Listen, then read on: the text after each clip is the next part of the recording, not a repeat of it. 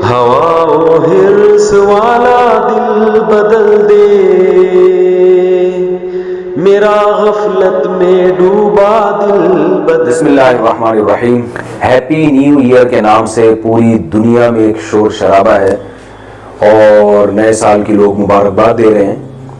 تو جو لوگ مذہب کو نہیں مانتے، ہم عقل سے پوچھتے ہیں، عقل سے، کہ کیا یہ لوگ درست کر رہے ہیں کہ نہیں کر رہے ہیں۔ مذہب کی اس بارے میں کیا تعلیمات ہیں وہ تو ہمارے سامنے ہے۔ نبی صلی اللہ علیہ وسلم کی زندگی میں بہت مرتبہ نیا سال آیا، صحابہ تابعین کی زندگی میں، مگر کسی نے کسی کو مبارکباد نہیں دی۔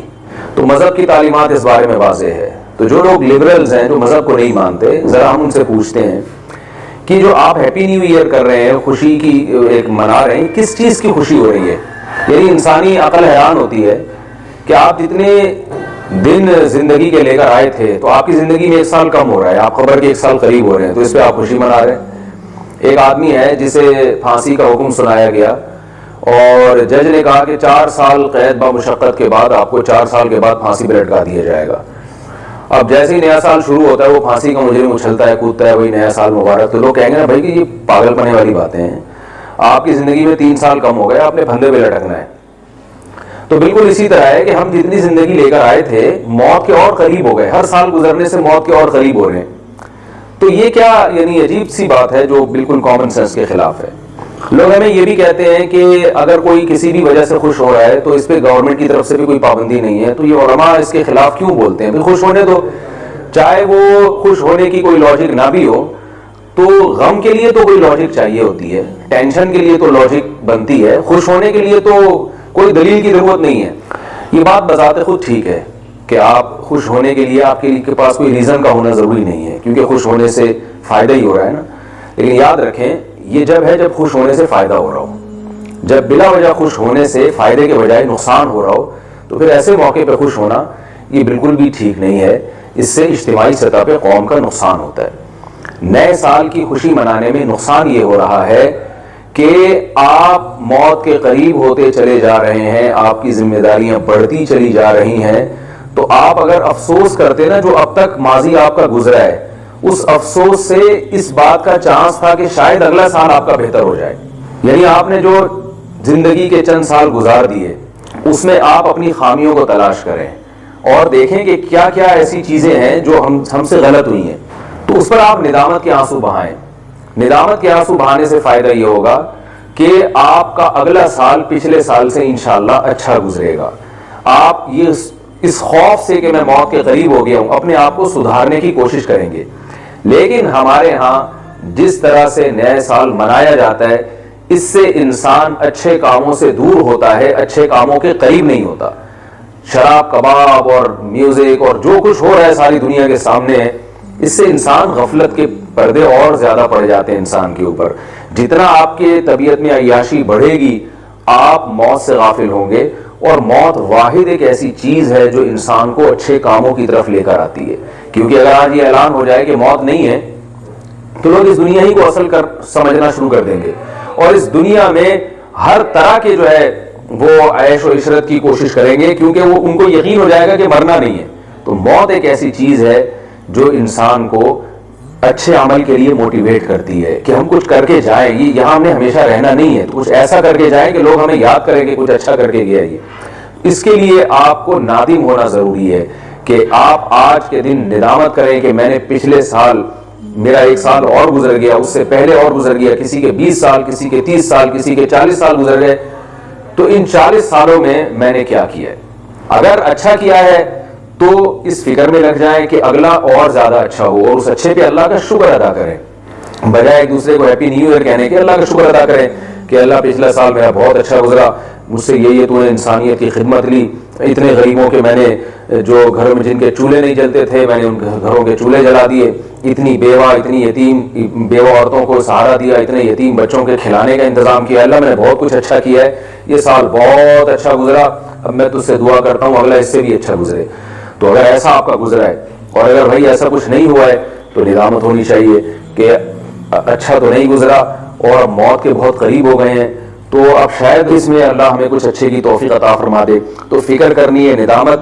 ہمارے شیخ فرمایا کرتے تھے کہ جب سال تبدیل ہوتا ہے اور میں ڈیٹ چینج کرتا ہوں تو میرے ہاتھ لرز جاتے ہیں، تو فرماتے تھے جب بھی میں کوئی تحریر پہ ڈیٹ ہو تو اسلامی تاریخیں لکھا کرتے تھے، لیکن انگلش تاریخوں پہ بھی یہ بات ثابت آتی ہے، صادق آتی ہے کہ جیسے ہی آپ تاریخ چینج کرتے ہیں تو فرماتے میرا قلم کانپ جاتا ہے کہ لو بھائی ایک سال اور ختم ہو گیا، اللہ نے ایک پچھلا سال بھی دیا تھا بہت کچھ کرنے کے لیے، وہ بھی اللہ نے چھین لیا، اور اب اللہ ایک اور چانس دے رہا ہے۔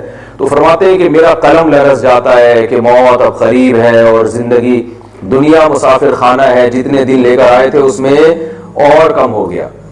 تو اس لیے ہمیں اس میں بجائے خوشی منانے کے اور بہت سارے مواقع ہیں جو اسلام نے بھی دیے ہیں، جو فطرت نے بھی دیے ہیں۔ اگر آپ کو کوئی خوشی ملتی ہے تو آپ ضرور منائیں، نہ اللہ کی طرف سے کوئی پابندی ہے، نہ گورنمنٹ کی طرف سے کوئی پابندی ہے۔ آپ پاس ہو جاتے ہیں ایگزام میں، خوشی منائیں، آپ کے ہاں اولاد ہوتی ہے آپ خوشی منائیں، آپ کی شادی ہو جاتی ہے آپ خوشی منائیں، آپ کے کوئی انکریمنٹ لگ جاتے ہیں، آپ کے آفس میں ترقی ہو جاتی ہے آپ خوشی منائیں، آپ کی تنخواہ ڈبل ہو جاتی ہے آپ خوشی منائیں، آپ بیمار تھے صحت مل گئی آپ خوشی منائیں۔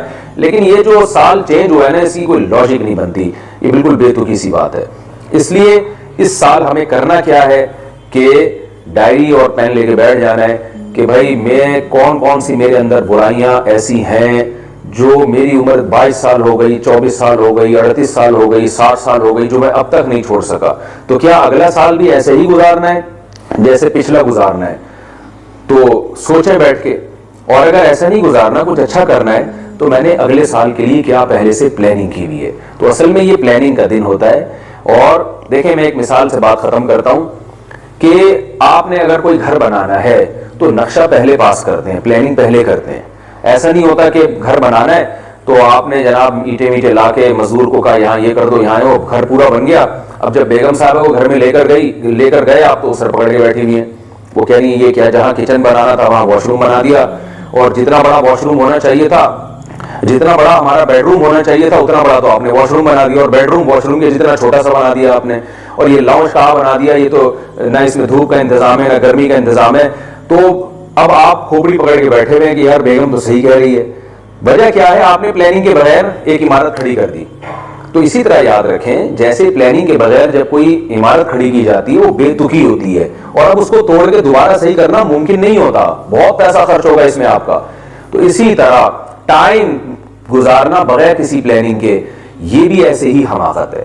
اور عمارت کو تو توڑ کے کروڑوں روپے خرچ کر کے دوبارہ بنایا جا سکتا ہے، لیکن جو ٹائم آپ بغیر پلاننگ کے گزار رہے ہیں وہ واپس نہیں آ سکتا۔ مشہور واقعہ ہے نا کہ بعض لوگ ایسے ہیں جو کرنے سے پہلے سوچتے ہیں کہ ہم نے کرنا کیا ہے، اور بعض ایسے ہیں جو کام کرنے کے بعد سوچتے ہیں کہ ہمیں یہ کرنا چاہیے تھا کہ نہیں کرنا چاہیے تھا، اور بہت سے دنیا میں ایسے بھی ہیں جو کام کرنے کے بعد بھی نہیں سوچتے، نہ تو پہلے سوچتے ہیں نہ کرنے کے بعد سوچتے ہیں کہ یہ کرنا بھی چاہیے تھا کہ نہیں کرنا چاہیے تھا۔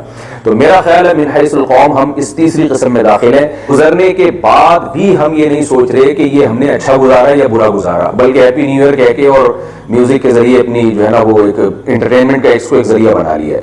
تو نہ کام کرنے سے پہلے سوچ رہے ہیں نہ کام کرنے کے بعد سوچ رہے ہیں، تو یہ انتہائی درجے کی حماقت ہے۔ تو آج بیٹھ کے سوچ لیں کہ ہم نے جو ماضی میں کیا اچھا کیا برا کیا۔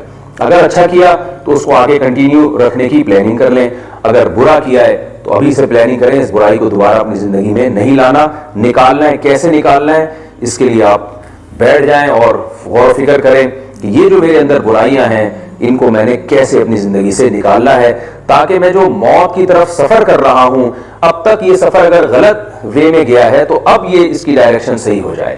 اللہ تعالیٰ سمجھنے کی عمل کی توفیق عطا فرمائے۔ وما علینا الا البلاغ۔ حرص والا دل بدل دے،